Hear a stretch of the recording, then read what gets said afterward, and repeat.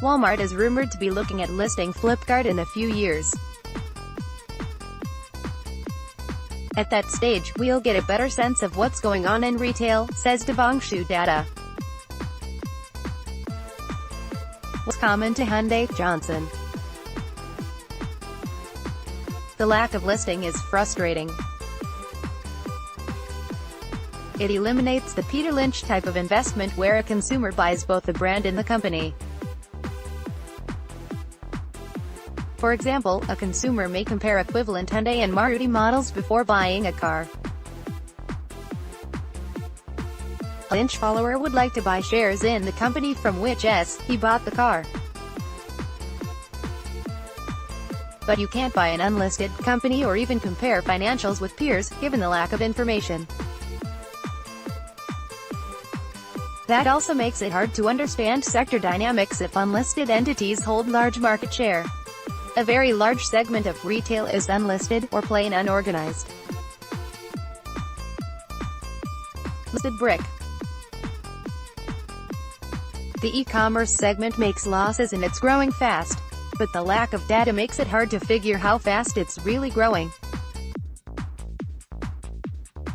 There are big discrepancies in projections and estimates. The Economic Survey 2018 says e-commerce, including ticketing for travel, movies and events, hit $33 billion in 2016-2017. Forrester Research estimates online retail revenues, less tickets, were at $19.6 billion in 2016-2017 and $27 billion in 2017-2018. That's about 35% growth. Forrester projects 26% CAGR for the next 5 years. That will depend on fast smartphone and internet penetration, a good per capita income growth and robust fintech solutions.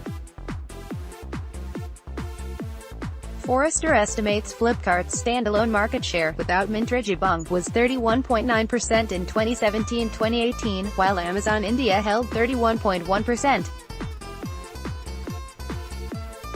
But Flipkart claims it holds 60% market share. The Economist estimates Flipkart logs just under 50% of online revenues, less ticketing. That's way more market share than in Forrester's estimates. But The Economist reckons e-commerce is just a $15 billion market, much smaller than the Forrester estimate. So Flipkart's gross merchandise value, GMV, ranges from a little over $7 billion, if you believe The Economist, to $8.6 billion, Forrester. Flipkart does not report GMV and we don't have Flipkart's 2017-2018 numbers.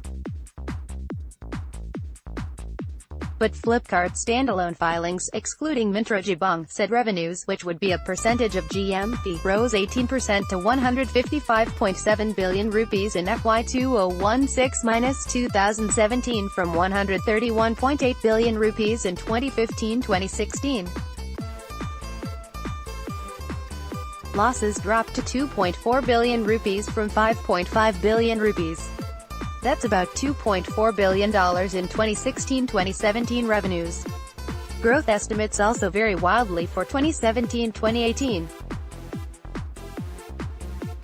Flipkart claims it grew at over 43% between April to September 2017. Amazon says it grew at over 80%, off a smaller base, for the same period.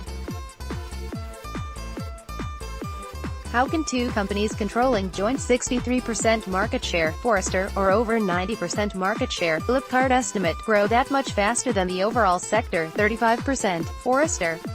Assuming Forrester's estimate of 35% growth is reasonably accurate, Flipkart's 2017-2018 revenues should have hit about $3.2 billion.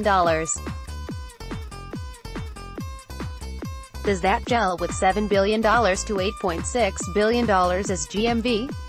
Hard to tell. Myntra may have logged $1.2 billion GMV in 2017-2018.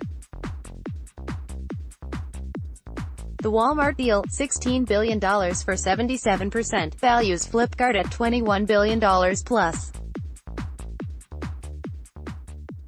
keeping generous error margins given the discrepancies, that is 3 times the economist estimate for GMV and maybe 7 times the 2017-2018 revenues. We have no clear idea what the future burn rate will be.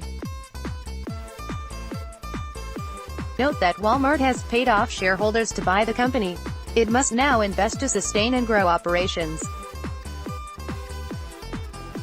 Policy changes to remove barriers to multi-brand retail and clarification of tax status, etc., will also have to be managed. Given the discrepancies in estimates, it would be laughable to consider investment decision based on the public information. Walmart is rumored to be looking to listing Flipkart in a few years.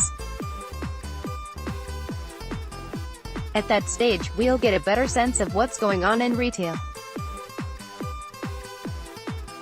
But Amazon India's financials will still be opaque, which means we don't have a sense of the apex competitor.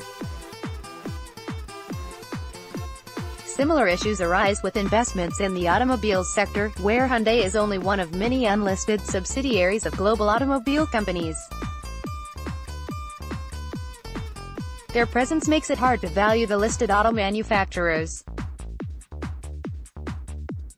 In analogy, Patanjali has a lot of market share in the fast-moving consumer goods sector, and again, its opaque unlisted financials makes it hard to assess a listed firm's. Photograph PTI photo.